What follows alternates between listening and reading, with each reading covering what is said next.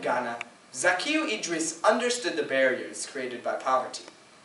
Although he had limited resources, he made it his mission to change the lives of the children around him. Children who lacked access to basic education, work skills, and in some cases, homes. But unfortunately, Ghana isn't exactly known for its ivory towers. So when it came to creating an educational environment, Zakiu did what any of us would do when he had a problem. He turned to the internet. David Bornstein explains in the New York Times on July 11, 2012, that Zakiu created a grassroots campaign through a free program called Advanced Learning Interactive Systems Online, or ALISON. His campaign soon grew into an international humanitarian effort which brings the most advanced technology to the fingertips of children, most of whom have never even seen the inside of a classroom. It turns out a lot of people, not just in Ghana, are getting a first-rate education without having to pay a penny of tuition. This all happens through the magic of open education, or essentially any form of free online education, whether it is a traditional online course or simply a lecture posted by a professor. Open education could bring specialized training to isolated nations, stimulate the global economy, and make the world's largest classroom the world itself. However, there are limitations that prevent it from achieving its full potential. So today, we will discuss the benefits, drawbacks, and implications of open education, a resource which is taking the modernized world by storm, one lesson plan at a time. There are many benefits to open education, not the least of which is that you don't have to wake up at 6 a.m. for calculus. You say BC, I say ZZ. But unlike math, open education has benefits. Ease of learning and bringing in a new breed of students. Way before I was born, so 1995, the only way to learn something new was by taking a course, which wasn't very cheap or entertaining. Today, you can watch a Khan Academy video or TED Talk to learn about a field you never even knew you were interested in. You don't even have to leave your house or put on pants.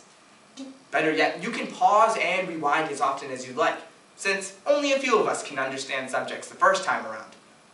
On December 11, 2012, Pascal Gorby from Forbes explains, teachers can also benefit from this kind of flexibility through something called a flipped classroom, where students watch a lecture at home, then use classroom time to work on examples and ask questions. With more people educating themselves in the liberty of their own homes, or even in a village in Ghana, there's no doubt the standards of education will gradually increase. But this can also promote a new breed of students. For example, open education may be the key to inspiring women in male-dominated countries.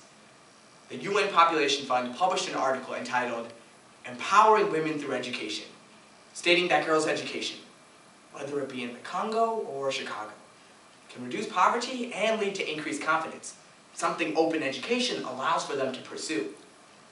New Learning Online, a website regarding the foundations of education, states that open education can also benefit the underprivileged. They believe that by having materials available for everyone, low-income students will now have access to resources previously only available to students in affluent places. Open education provides the means to not only bridge the gender gap, but potentially place all students, regardless of economic background, on an equal playing field. So is this it? Can we shut down schools for good and turn off those morning alarms? Not exactly. For all of the benefits we are only starting to understand, there is quite a bit open education can't do. The drawbacks include the absence of a physical learning environment and the inevitable technology problems. First, sitting at home without pants just isn't the same as sitting in a physical classroom. At school, you're forced to pay attention. You have the ability to ask questions as they come to you.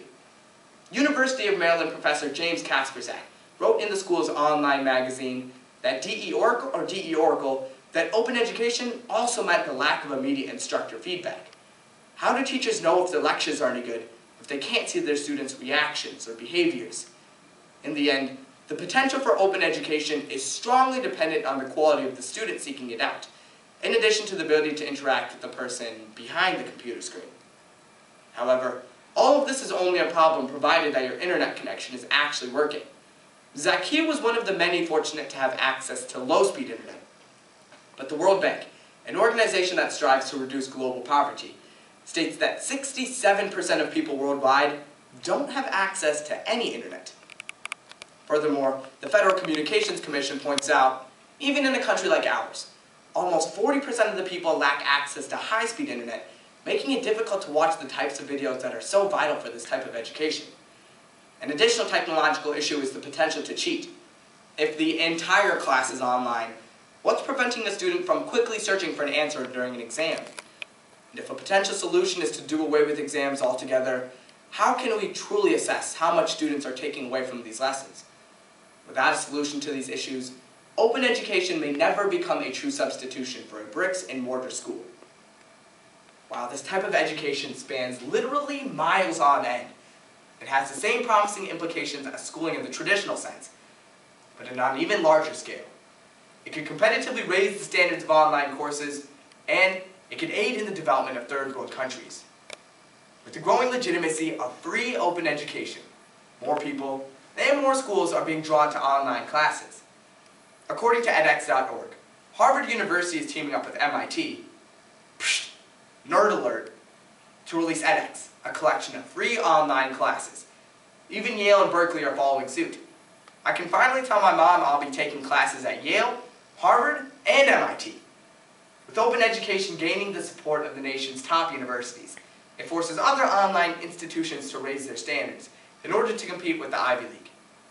In addition, open education has the ability to aid developing nations, especially with the help of groups like One Laptop Per Child, that help children, who are both continents and social strata apart, the opportunity to receive the same education.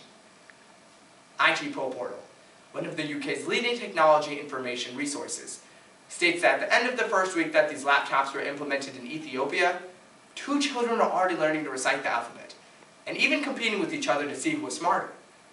By providing these children with an easily accessible form of education, we are giving third world countries something they have never had before. An opportunity to learn using first world resources. Open education gave Zakiu the chance to help both himself and his people in Ghana. Now, imagine people just like Zakiu making that sort of difference all around the world. Today, we've discussed the benefits of open education, its drawbacks, and its promising implications. With college tuition at an all-time high, being able to take some free online classes might not be such a bad option for us. But for millions, education, whether from a textbook or a laptop, could be the tools that they need for a better life.